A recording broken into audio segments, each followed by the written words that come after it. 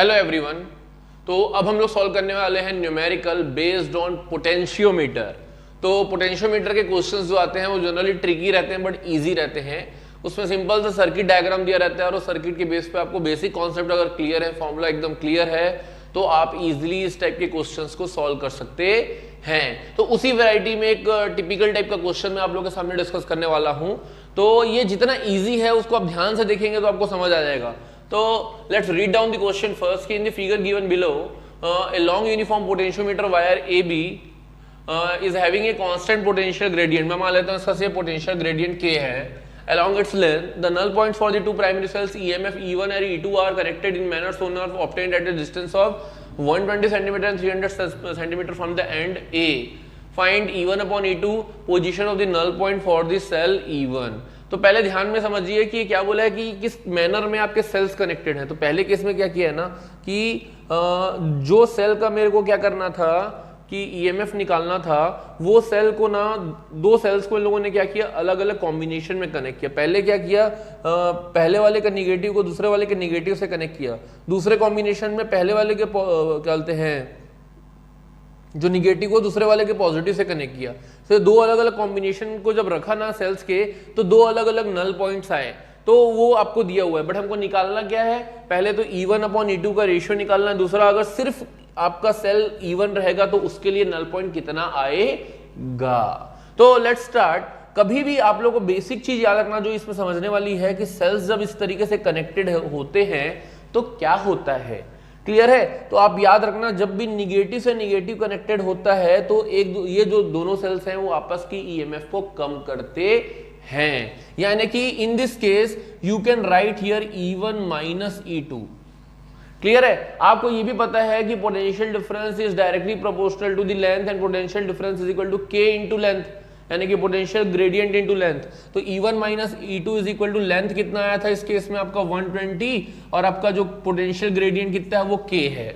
ये आप लोग को फॉर्मूला पता होना चाहिए कि आपको ये पता होना चाहिए कि E is equal to K into L। This is the formula for the potentiometer, आपको याद होना चाहिए। क्लियर है, क्योंकि आपको पता था कि E is directly proportional to L या V is directly proportional to L, both are the same things. Clear है। तो आपको ये पता होना चाहिए। तब आप क्या करेंगे, यहाँ पे जब सेल्स इस तरीके से कनेक्टेड है तो E1 minus E2 equal to 120K, और जब सेल्स आपके क्या करेंगे निगेटिव से पॉजिटिव कनेक्ट रहेगा तो आपका EMF ऐड हो जाता है। तो E1 plus E2 is equal to null point कहाँ पे आया आप लोग का 300 इंटू K। तो आपको बेसिकली दिख रहा है कि ये पर्टिकुलर क्वेश्चन आपका pair of linear equation in two variable से सॉल्व होने वाला है। तो कैसे स्टार्ट करते हैं, लेट्स सी। मैं अगर दोनों इक्वेशन को सिंपल से ऐड कर दूं, क्योंकि एक माइनस एक प्लस है तो ये कैंसिल हो जाएगा, तो ये आ जाएगा आप लोग का 2E1 is equal to 300 plus 120 कितना होगा आप लोग का 420K। तो यहां से आ जाएगा therefore E1 is nothing but 420 upon 2 कितना होता है आप लोग का, ये हो जाएगा आप लोग का 210K।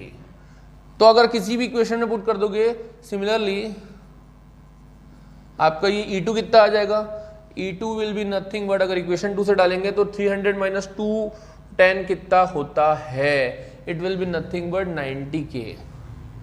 क्लियर है। तो ये आ जाएगा आप लोग का 90K। E1 की वैल्यू आ गई 210K, E2 की वैल्यू आ गई 90K।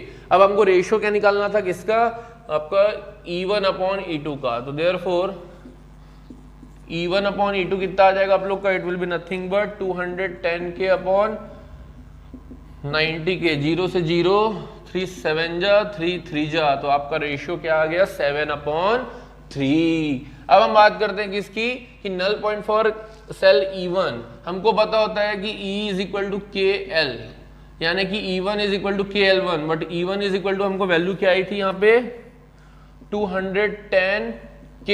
तो K से K कैंसल, यानी कि लेंथ या null point will be nothing but 210 centimetre. So this will be the null point for this cell 1। जब सिर्फ E1 सेल को अपन रखेंगे तो हमारा नल पॉइंट कहाँ पे आएगा 210 सेंटीमीटर के आसपास आएगा। मतलब ये 120 है, ये 300 है। खाली अगर सेल में लगा दूं एक सिंपल सा ये वाला, कौन सा वाला, E1 वाला, E1 सेल बस लगाऊंगा तो ये आपका नल पॉइंट आ जाएगा कहाँ पे 210 सेंटीमीटर के आसपास, आसपास नहीं 210 सेंटीमीटर में।